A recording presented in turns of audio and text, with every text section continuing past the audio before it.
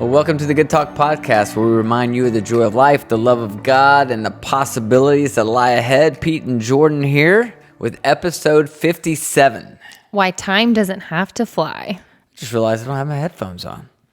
You should put them on. I know. Helps you hear yourself. I literally was doing a little intro, and I was like, something sounds different. Fun fact, if you don't, you'd think when you're recording podcasts that all you have to do is just, talk into a microphone. Mm-hmm. You have to have earphones, I think. I don't know how people do it. Well, you can hear, first of all, how loud you are. Yeah. Did I scream the intro? Some really annoying sound with my mouth that I don't realize. Did I scream the intro? No, I don't think so. Okay. Maybe. You're welcome. So why time doesn't have to fly. So I guess just like how we can save your life. I'm not giving any secrets away on this one. Okay, fine. So then I'll talk about what I want to talk about for this little intro portion. Your son, Gage, introduced us to the new craze, which we are so late to the game in. Oh, Wordle. So late. Wordle. Which I was so against it for a little while because I was like, I don't need to spend 10 minutes of my life every day doing that. I think Brewer, actually, my youngest son, was the first one that brought it up. But he tried to convince us earlier, and then Gage literally was like, get your phone out. Like, he made us do it. He did. Anyways, so if you're not living under a rock, you are way cooler than us and know about this already. But it's basically like you pick a 5-letter word and you have to guess this 5-letter word by guessing other words. Anyways, it's silly. You always have to pick words that are 5 letters, and then it tells you which letters are right and which letters are in the wrong order. And so you just keep throwing out random 5-letter words. And I think the whole population of the United States is going to be so on point with 5-letter words. We're all going to know 5-letter words. I don't. I'm terrible at it. Yeah. So do you know what you will use every single time? He sends me his screenshots of how many, it always uses farts. It works. FARTS are 5 very popular That's true. letters that show up often. I have a pretty darn good track record with Wordle so far. I wouldn't say really. I'm generally not good at games like that. Like Wheel of Fortune, I'm always the last one to solve the puzzle. Anyways, if you'd like to steal our trick or Pete's trick and use farts, you can also Google the 2 words that are the best to use for the start of any. Oh, have you done that? No, but I saw it yesterday. You've done it. No, I haven't. Saw you just. No, I haven't. She's done it. She's been cheating. I heard on the radio that people have been cheating. You can't. I'm not cheating. It's literally it's like a word that has the most common used letters. And it wasn't farts? No, Pete. It probably is, but nobody wants to say that out loud. That's the word. It's not farts. All right. We're getting a lot of unsubscribes right now. Okay. Besides Wordle, if they unsubscribe because we said the word farts. Yeah, you're not our people. I think we've said much worse. TV shows. Yeah. So our beloved Bachelor is over. That was the craziest. So, okay, if you didn't watch Bachelor, good for you. It's a kind of a mind trash show, but it's not a trash show, but it's where you go to just veg out and your brain just not work. If you play Wordle while you're watching The Bachelor, though, you don't actually lose brain cells. Yeah, true. You break even. True. So, anyways, that's over. It was the most dramatic. The dude told, spoiler alert if you're 2 weeks behind on your shows. Yeah. You can't tell them. Okay. Well, okay, no. The dude told 3 girls that he loved them. I'm not going to tell you what happens after that. Let's just say he ends up with no one at the end of the show, and then something else happens, and maybe he does end up with no one. So, anyways, it was a wild, crazy end of the series or show. But anyway, you guys don't care about that if you don't watch Bachelor. What else have we watched lately? We watched that show on Netflix. I can't remember the name of it. The girl who's like a con artist. Oh, the Anna Delvey. That was very interesting show. Yeah, she's the German.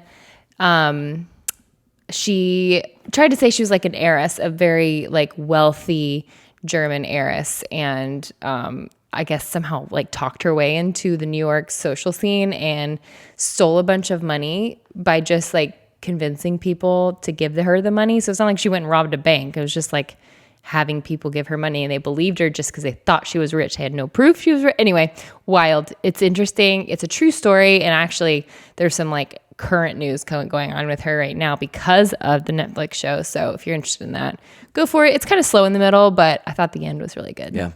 Yeah, so it was good. Anyways. That's really it. And then we've been watching a lot of vlogs lately. Yes, we have. That's been fun. Got really into that. Yeah, that's pretty much it. Yeah. Had a great weekend this past weekend. We did. We didn't do a lot. I think that's what makes it a great weekend. I know. I think one of my all-time favorite moments that I have ever had with Pepper, I had this past weekend. I know what you're talking about. Was it when we were on the side porch? Yes. Yeah. Oh my gosh. It was the sweetest moment where she's at an age now, when the little babies just hold them, they don't move. Then they get into the stage that she's been in the past 3 or 4 months where she's constantly fidgeting. Just wiggly. She doesn't really cuddle.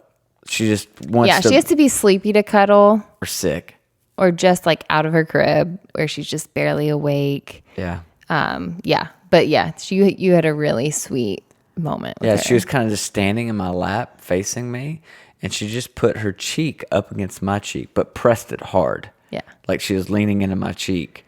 And then she put her hand on my other cheek. Yeah, it was like she was hugging you with her little arm. And she literally just stayed there for like a minute.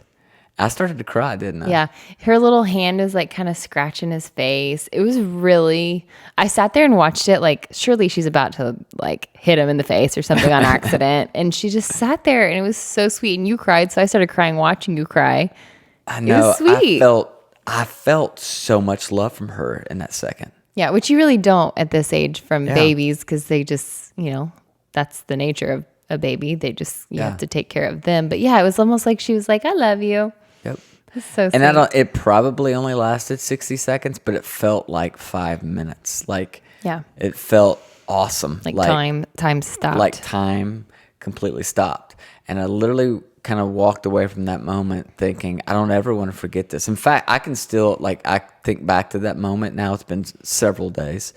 And I can still feel that same level of joy that I felt in that single moment when I was with her. Sweet. Like it gives me that much love and energy and makes my heart that full all these days later. And it's really what kind of got me thinking about this because there's this phrase if you're a parent, you've definitely, as you know, people crawl out of the woodwork to give you parenting advice. We should do a whole podcast on terrible parenting advice that people give. There's a lot of it. You're going to scare people away from ever giving us advice. Well, no, you can give us all the advice you want. I love advice. But yeah. She likes it more than I. Anyway, it's fine. But one of the things you'll always hear people tell new parents is they'll say, hey, don't blink. It flies by.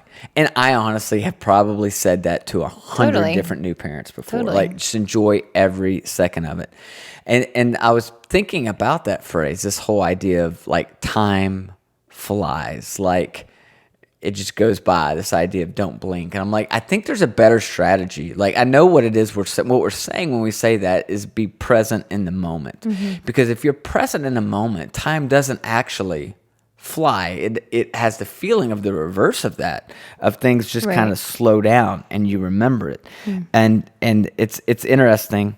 There's a study that was done by Harvard not long ago where they said that and their research showed that the average person spends less than 50% of their life fully present in the moment. So when you're not present, essentially, and we've talked a lot lately about kind of the thoughts in our minds and how, your life is going to move in the direction of your strongest thoughts. We've talked about that whole idea. And when you're not present, generally what's going on is your mind, your thoughts are either projecting into the future with fear about what might happen, or they're rewinding to the past with some kind of, regret or some kind of, I wish I'd have done this differently. But your mind is not present in the moment. It's usually in the past or in the future. Right. And even if it's not fear of future, it's even wishing for something in the future. Yes. I find I was guilty of that with Pepper really early when she was little, like little. And I had to hold her a lot for her naps, like in a dark room, trying to like extend her naps. And I had to literally hold her in a dark room for I don't even know how many hours. That was my choice. I know not all moms do that, but I wanted to kind of keep her used to her nursery. Anyways, I was talking to a friend of mine named Anna, and she has a baby about 6 months older than ours. Mm-hmm. And she said, hey, I know that's so hard, but I would give anything for my daughter right now to just sleep on me. And I remember thinking that and being like, this isn't going to go away until it's time for it to go away. So it was like a very sobering, like, okay, I can sit here and I'm going to enjoy this season. Even though it's hard, I know that there's the good in this season is really special. Yeah. That's very true. So the idea here is time doesn't have to fly. Yeah. And the reason time doesn't have to fly is because you can actually train your mind to live more in the present. Nobody gets this perfect, right? Your mind is going to wander, but how do you catch your mind from wandering and bring it back to the present? Yeah. Where you don't miss, because I could have easily missed that moment on Sunday with Pepper. Yeah. Real easily. In fact, there are probably many other times that we could have shared a moment like that we didn't, because my mind was somewhere else and wasn't right there in that moment. Yeah. So I thought, look, today, let's just, for a few minutes, let's talk about 3 simple ways to stay more present. And this isn't a parenting podcast, right? I mean, this impacts every aspect of your life. So 3 simple ways to stay more present. The first one is this, and I did some research on this because Sunday really motivated me to say, I don't want time to fly. I don't want to fly with my older boys. I don't want to fly with Pepper. I don't want to fly with you. I love my life. I'm happier than I've ever been, and I want to soak up every moment of it. So I personally am very interested right now in how can I train my mind to be more present from moment to moment to I moment. love it. Okay, number 1. Number 1, resist your mind's tendency to drag it into the past or push you into the future, which is kind of what I just talked about. So here's a little simple exercise, something I'd encourage every one of you listening to this right now to do over the next 3 days. And it's just pay attention to any thought that crosses your mind. First of all, you'll be blown away by how many thoughts pass through your mind. Secondly, you'll be blown away by how few of those thoughts have anything to do with the present moment that you're in. Yeah. They will almost all be about dragging you into your past or pushing you into the future. Only a fraction of our daily thoughts are actually about the present moment. And the goal here is just to become aware of those thoughts, right, as they cross your mind. And then whenever you catch yourself wandering into the past, or you catch your thoughts wandering into the future, consciously bring your focus back to the present moment, to the activity that's right in front of you, to that very moment. Because there's something inside of us that always wants to be somewhere other than where we're at. So when you're at work, you fantasize about, man, I wish I was on the beach right now. Then you're on the beach and you're all worried about the work that's piling up on your desk while you're at the beach. Right. So you can't enjoy that either. And right, your mind has this tendency to want to take you to wherever you are not. And so the goal is when you work, just work. When you shower, just shower. When you eat, just eat. And slow down. Actually enjoy the food. Think about what you're eating. There's a book called, a lot of you probably have read the book, Eat, Pray, Love by Elizabeth Gilbert. And she tells a story in the book about a friend who, whenever her friend sees a beautiful place, she almost always exclaims with like near panic, "It's so beautiful here. I'm going to come back here someday." And Elizabeth Gilbert writes in a book, "It takes all my persuasive power to try to convince her that she's actually already here." Right. Isn't that funny though? In that moment, her mind instantly goes to, "Oh my gosh, I got to figure out a way to come back here." She's not even present when she's present. Her mind is there enough to know there's something special about this, but then it immediately jumps to the future of, I have to figure out a way to get back here, and it misses the moment that it's in. Or how guilty. I'm so guilty of this. When you go, like your first day of vacation, the first thing I do, I think about how I don't want to leave and how I only have 6 days and I'm going to have to leave this place. Like, I have so much excitement, but I'm also immediately thinking this is short term.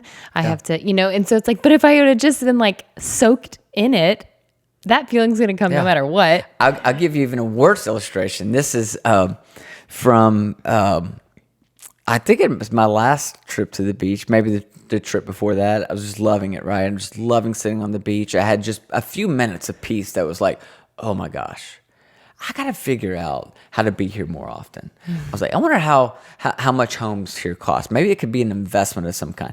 I spend like the next 3 hours on my phone flipping through homes on 30A, right? Trying to think about and dream about, could one day, 20 years down the road, could I potentially, when I retire, buy a house down here, to live in part? And I'm thinking about something maybe I could do 20 years from now instead of being in that moment, enjoying like the beach and being there with friends and with family. It's unbelievable how that happens. We're so trapped in thoughts of the future or the past that we forget the experience now, let alone enjoy what's like happening all around us. That's really good. I love that. So I think it's really important. I'll give you a tip. I read this when I was doing some research. I was like, I'm totally going to do this. I'm actually doing one of them. But the idea was, for those of us who are struggling, staying mindful, right, being in the present moment, is to take some daily activity that you do every day, or hopefully you even do multiple times throughout the day, and tie the exercise of bringing your mind back to the present whenever you do that. So this article is talking about some people, when they stand up or sit down, that's their prompt, to be present in the moment. For some people, it's walking through a doorway. For some people, it's like when they brush their teeth. That's interesting. Or when they eat, or whatever. But I think back. I used to always wonder as a kid why Christians always talked about how you should pray when you eat. I think they just tied the idea of gratitude to something that they were going to do 3 times a day anyway. Right. Yeah. That's kind of the concept here. Is, so here's how one of the things I've been doing on my watch. There's actually a mindfulness app that you can set to go off so often that it gives you 60 seconds of like breathing. And so for me, breath has been a way to kind of control that, to think about my breathing, my exhale, my inhale, and brings me back to the present moment. But something, find some activity in your day that you can tie the practice of, I'm bringing my mind back from the future or back up from the past, and I'm present in this moment. That's really good. I love that. All right, so that's one. You ready for the second one? I'm ready. Listen closely and actively. Listen closely and actively. Yep. Did it. Most people love to talk. Few people love to listen, because we want to share our ideas and how we feel and what we desire and all the great things we've accomplished. The Dalai Lama has this great quote. He says, when you talk, you are only repeating what you already know. But if you listen, you may learn something new. That's really good. And I love that idea. Consciously listening to the people and what they're saying, instead of while they're talking, you thinking about what you're going to say when they finally stop talking. So good. Brene Brown says this. She says, be as passionate about listening as you are about wanting to be heard. It's so good. I am so guilty of that. And I actually thought, when I read this, I thought about this podcast, because I do that. Like when you're talking, just to be honest. I know. I see your eyes. I know your eyes. I know when you're like going to your next point, which is totally okay. I know, but I'm like, I think the podcast would be better if I wasn't thinking about what I was going to say next, and I actually listened to what you were going to say and gave you some reflective feedback. Thanks. I mean, I do that too. Totally do that. I can think about, though, even like my favorite people in this world are excellent listeners. Like one of my best friends named Anna, I talked about her earlier. She listens. Anna Delvey. No, Anna, she listens so well, and she remembers, which is like so special. But yeah, I always, when I'm around her, I'm like, I need to listen better, because sometimes I'm either like caught up in a moment. Sometimes I'm thinking about what I want to say, but other times I think I'm just like listening, but not listening to remember. And I think when you listen to remember, that really is when time slows down. It's like you're actually engaging in something that becomes like a core memory, which I think is really cool. Yeah. No, I think this is another discipline I really want to lean into, because, again, to use Anna as an example, when you're talking and she's listening, she is fully present. For most of us, our mind, this would be an example of where our mind's usually in the future, because we're usually thinking about what we're going to say next, or, how we can disprove that thought, or how we can, agree with that thought, instead of just being in that moment and listening. And so the tip here is, next time you're in a conversation with somebody, take control of your mind by not thinking about how you're going to reply. Instead, just listen. And by being fully present in that moment, your answer will come Naturally. Right. on its own. Right. And make a lot more sense than your response when you actually only hear about 25% of what they said anyway. Right. I love it. All right, number 3. Okay. Number 3, engage life with wild curiosity. I love that one. I knew you were going to say that. I almost said you're going to love this one because you love That's curiosity. my motto. Engage life with wild curiosity. This is some fascinating research. First, I'll tell you a story, though. Last week, I was in Detroit. Yes. And I was on my way back to the airport. And I forgot to tell you this. I literally drove, I think it was 12 miles, 3 or 4 exits past the exit I was supposed to get off. Oh my gosh. To return the rental car. I know that made you so mad. And it did, but I looked up, I'm like, where the heck am I? I was completely daydreaming in that moment, not present at all. And have you ever done it where you're driving home from work and like 15 minutes later you look up and you're like, I don't remember a single thing. And how am I alive? Because I clearly was driving a vehicle. I know. Yeah. Yes, or sometimes totally. when you're reading a book, you'll do that. I'll read a whole page of a book and I'll stop and I'll be like, I didn't read any of that. What did I read? I didn't read any of 100%. that. So what's interesting, a Harvard professor named Ellen Langer, she calls these autopilot moments, she calls them mindlessness, which is obviously the opposite of mindfulness, right? It's mindlessness. It's times when you're so lost in your thoughts that you aren't even aware of the present experience. Yeah. And as a result, this is what she said, life passes you by. My words are, life flies by. So when you're always talking about how much life flies by, I think part of the reason is because your mindlessness, you're not present. Of course, time feels like it flies by when you can spend 15, 20 minutes and not even remember what just happened because your mind wasn't involved in time. It was off either in the future or the past. And you lost that time. Yeah. I'm listening to you. Actually, so guilty right now. I'm listening to you, but I was thinking about something as you said that because it was such a reminder.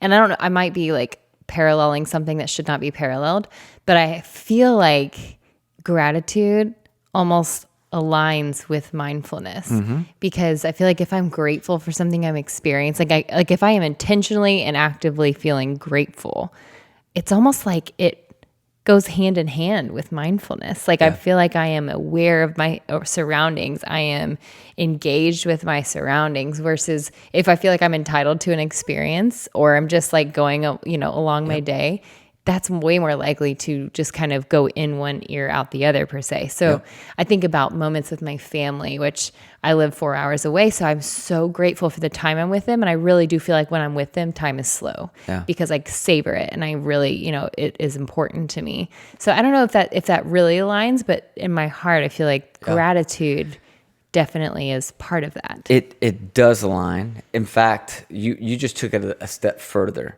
Because before the gratitude even happens, first you have to have an awareness. So the idea here is if you want to avoid the blackout moments, if you want to avoid the mindlessness moments where you're like completely lose track of like where you are at and what's going on, the best way to avoid it, according to the research, is begin to notice new things around you. Look for new things. The process creates an engagement with the present moment. So noticing new things puts you emphatically in the here and now. Yeah. Which I would say is the first step towards gratitude. Yeah. You have to see it before you could even be grateful for it. So what we're talking about here is this whole idea of you got to see it. We become mindless because once we know how we think everything works, we don't pay attention to it. Right. So your brain just goes on autopilot. We go about our morning commute in a complete haze because we've traveled that same route so many times before. But if we could start to open our eyes and see the world in fresh ways, like you begin to understand it's actually different every time. Like the pattern of light on the buildings is different every time. I thought about that because we record this for YouTube and I have some kind of wrong setting on this camera right now. And so every time the sun comes through the windows, it's washing us out. So those of you watching on YouTube, I am so sorry. But that's my point. It looks like the exact same setup that we have every single week, but then it's changing dramatically because the light. it's not the same every time, right? The faces of people are not the same. The sensations and feelings that you experience along the way are not the same. So some people have actually termed this beginner's mind. And I love that idea. Like, that's what I want. Like, if I had a little prayer for myself these days, I want beginner's mind. I want to see everything as if it's new and fresh and with this wild curiosity. And I just think making the assumption that you know how everything's going to go, taking all curiosity away, is a very easy way for your mind to go on that autopilot, and you live mindlessly. Is that right? Mindlessly? Mindlessly. So we really don't know how the coffee is going to taste. We really don't know what the commute to work is going to be like. We really don't know exactly what that sunset is going to look like. So the more we stop assuming, the more curious we become, and the more that we see. And the more that you see, the more you notice, and the more that you notice, I think the more present you can actually be in that moment. That's really good. I know you and I right now, we're learning something new, and it is energizing and exciting. And so energizing. it's really fun. And, it's the curiosity in that alone, I feel like, has required us, A, to slow down, but B, keeps us from living mindlessly. Like, it's like we have a new curiosity in something, and that can be forever. Like, you can always find something new to be curious about and learning, and it energizes you. And I really feel like even that, like, simple curiosity and like moments and learning keep you from living this like monotonous life that's expected and known, and keeps you from going into that idle. You know what I mean? Yep. Totally. And so those are my three things. I have a bonus fourth one. I just don't have time to go into it, but it would be move towards all your emotions, including pain. Our mind tends to want to always avoid pain. So if you have some kind of painful situation in your life, your mind's always going to either try to numb it or escape it. Obviously, when you're numbing or escaping, you're not in the present. And so you have to learn to stop resisting the reality of your emotions and be able to live in that moment too.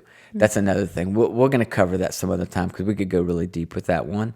But those are just 3 quick tips and a little bonus on things that I'm finding have really helped me start to live more present. I'm not going to get there to 100%, but I don't want to be at 50%. I'm not okay with that. Yeah, absolutely. I don't want to miss these key moments in life and key conversations. And I want to learn how to not be in the past, or the future. I want to be in this moment. I want to learn to listen better, and I want to learn to live with curiosity. It keeps my mind from going on autopilot and stays really present in those moments. It's really good. I love that. It's so practical and helpful, and I'm super guilty, especially in new mom world where I feel like my days are the same. I really love that, like, a reminder of how we can actually live more present. Yeah. Because we all need that. Yeah, we do. So anyway, I hope that's helpful to some people along the way. Definitely. As always, guys, please rate, subscribe, share, do all the things. If you are watching on YouTube, it's the Good Talk Podcast. If you were to search it on YouTube to find our channel, subscribe. That would be awesome. We also sometimes put out new stuff on that channel that's not on our podcast. So you would be up to date with that as well. So thank you guys, as always, for listening. Yes. You have the sweetest feedback for us. I get it all the time in our inboxes on social media, on Instagram. It means so much to us. It means the when you world guys to reach us. out. It really does. And when you share it on your socials, that means the world to us. We always reply because it's so nice of you. So we're really grateful for all of you who are kind of like in this little Good Talk community. Absolutely. We hope you have an amazing week. And that was another Good Talk.